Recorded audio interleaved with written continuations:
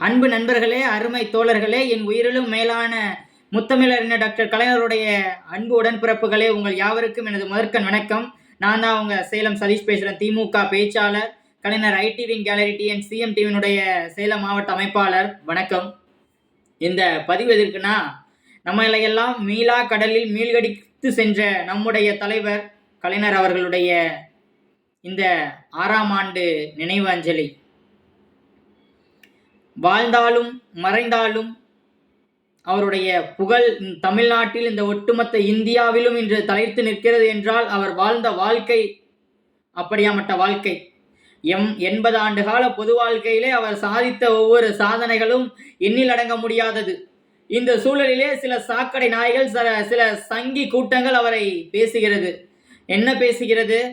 கள்ளக்குடி கொண்ட கருணாநிதி வாழ்கவே, மக்கள் உள்ளம் குடிகொண்ட உண்மை தலைவன் வாழ்கவே என்கின்ற பாடலை எப்படி சித்தரிக்கிறான் தெரியுமா இந்த மானங்கட்ட பொட்ட நாதேரி சீமான்? அவனை எந்த செருப்பால் அடிக்கலான்னு கொஞ்சம் யோசிச்சு பாருங்க. அந்த மானங்கட்ட தெல்லவாரி நாய, அவன் சோத்துல உப்பை போட்டு திங்கிறானா, இல்ல அவன் என்னத்தை போட்டு திங்கிறான், இல்ல அவங்க ஆயா அவனை பெத்தாலா, இல்ல யானைக்கு இது கக்குச்சான்னு தெரியல. பொட்ட நாய் எப்படி ஒரு சமூக வலைதளங்கள்ல ஒரு பொது வெளியில பேசணும்னு கூட தெரியாத நாகரிகமற்ற மானங்கட்ட அரசியல் செய்யக்கூடிய கேடுகட்ட ஈன பிறவி அந்த சீமானுக்கு நான் சொல்றேன், ஏண்டா எச்சக்கல நாய, 10க்கும் 5க்கும் எம்முடைய தலைவர், என் உயிரிலும் மேலான தலைவர் கலைஞரிடத்திலே 10க்கும் 5க்கும் பிச்சை எடுத்து தின்ன நாய். பிச்சை என்று சொன்னால் கூட அந்த வார்த்தையை உன் மீது உனக்கு உச்சரிப்பதற்கு கூட நீ தகுதியற்றவன். உன் கட்சியிலே வாங்கி பிழைப்பு நடத்தி சோறு திங்கக்கூடிய நாயிடா நீயே. 10க்கும் 5க்கும் கட்சிக்காரர்கள் தருவதை வைத்துக்கொண்டு நாம் தமிழர் நோம் தமிழர் என்று ஒரு கட்சியை வைத்துக்கொண்டு உன் தொம்பிமார்கள் நொற்றமார்களை வைத்துக்கொண்டு நீ எடுக்கக்கூடிய யாசகம் பிச்சை உன்னை தெருவோடு தூக்கி வீதியிலே திரிய விடும் என்பதை மறந்துவிடக் கூடாது. சதிகாரன் சீமான், துரோகி சீமான், மக்கள் விரோதி சீமான், தமிழ்நாட்டிற்கு சாபக்கேடு இந்த மானங்கெட்ட சீமான் என்பதை மறந்துவிடக் கூடாது. எதற்கு பேச வந்தேன் என்பதையே மறந்துவிட்டு என்னுடைய தலைவரை பற்றி பேசிய ஆதங்கம் தாங்க முடியாமல் இந்த பொட்ட நாய் அந்த நேரத்துல நான் பேசுறேனே. இது என்னுடைய தலைவர், நம்முடைய தலைவர் வாழ்ந்தாலும் மறைந்தாலும் மக்களோடு இன்றும் வாழ்ந்து கொண்டு வங்க கடலோரம் போய் அங்கு ஓய்வெடுத்துக் கொண்டிருக்கிறாரே நம்முடைய தலைவர். நமக்கெல்லாம் ஒரு சிங்க மகனை விட்டு சென்றிருக்கிறார். அவர் தமிழ்நாட்டை மட்டுமல்ல, ஒட்டுமொத்த இந்தியாவிற்கும் எடுத்துக்காட்டாக விளங்கி கொண்டிருக்கிறார் என்றால் அவர்தான் முத்துவேல் கருணாநிதி ஸ்டாலின் என்பதை மறந்துவிடக் கூடாது. அன்பு நண்பர்களே, என்ன பேசுறான்? தளபதியை பத்தி பேசுறான், கலைஞரை பத்தி பேசுறான். இவனுடைய இழிவான அரசியலுக்கு திமுகவை பேசினால்தான் பிச்சை இவனுக்கு யாசகம் போடுவதாக மற்ற கட்சிகள் கூறிவிட்டது. யாசகம் எடுப்பதற்கு நான் தவறாக சொல்லவில்லை. மரியாதைக்குரிய மானங்கட்ட பொட்ட சீமானவர்களே, உங்களை தவறாக நான் சொல்லவில்லை. நீங்கள் எடுக்கும் பிச்சைக்கு திமுகவை திட்டினால்தான் உங்களுக்கு பிச்சை போடுவார்கள் என்றால் நீ திமுகவை திட்டுகிறாய். நீ எடுப்பது யாசகம், நீ எடுப்பது பிச்சை, அதனால் நீ திமுகவை திட்டிதான் ஆக வேண்டுமடா மானங்கெட்ட மானிடா.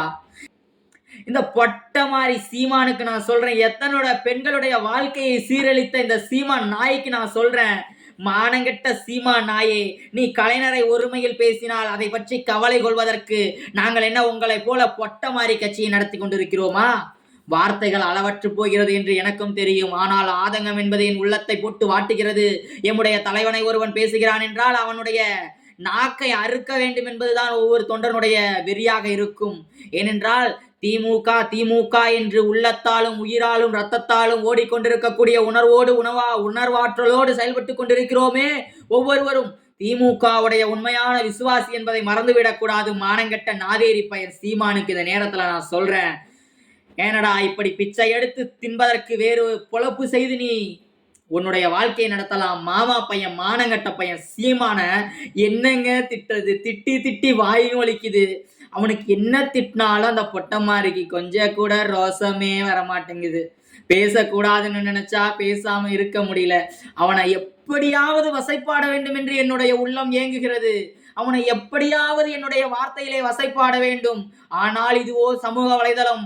நான் ஏதாவது ஒரு வார்த்தை வசைப்பாடி விட்டேன் என்றால் என் மீது வழக்கு போட்டு விடுவார்களோ என்கின்ற அச்சம் எனக்கு வந்துவிட எப்பொழுதும் வராது.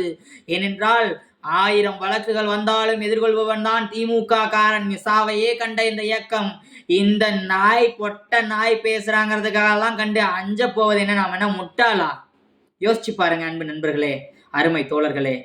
உள்ளத்தால் வரைந்து வைத்திருக்கக்கூடிய ஒரு ஓவியமாகவும், தமிழுக்காகவும், தமிழ் நாட்டிற்காகவும், தமிழ் உணர்விற்காகவும் வாழ்ந்த ஒரு தலைவர் என்றால் அது நம்முடைய தலைவர் முத்தமிழ் அறிஞர் என்பதை மறந்துவிடக் கூடாது.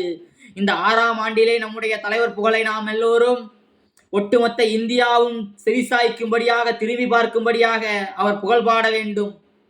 சீமான் அவர்களே, நான் உங்களுக்கு எச்சரிக்கையாக சொல்கிறேன். எம்முடைய தலைவர் அவர் வாழ்ந்தாலும் மறைந்தாலும் மக்களோடும் எங்களோடும் வாழ்ந்து கொண்டிருக்கிறார். அவருடைய புகழை எந்த கொம்பனாலும் கலங்கப்படுத்தி பார்க்க முடியாது. அப்படி ஒரு நிலைமை வந்தால் அவனை செருப்பால் அடிப்போம், நடு ரோட்டில் ஓடவிட்டு என்பதை மறந்துவிடக்கூடாது. மானங்கெட்ட சீமா நாய்க்கு இது கடைசி எச்சரிக்கையாக, இறுதி எச்சரிக்கையாக விடுகிறேன். இந்த ஆட்டுக்குட்டி அண்ணாமலைக்கு, இந்த சிலுவம்பாளையம் சிலுக்கு எடப்பாடி பழனிசாமிக்கும், இந்த நொற்ற தம்பி என்று நொட்டி கொண்டிருக்கக்கூடிய சீமானுக்கும் தமிழ்நாட்டு மக்கள் நொட்டி விட்டார்கள் என்பதை மறந்துவிடக் கூடாது. வாழ்க திமுக, வளர்க தமிழ்நாடு, வளர்க தளபதியின் புகழ்.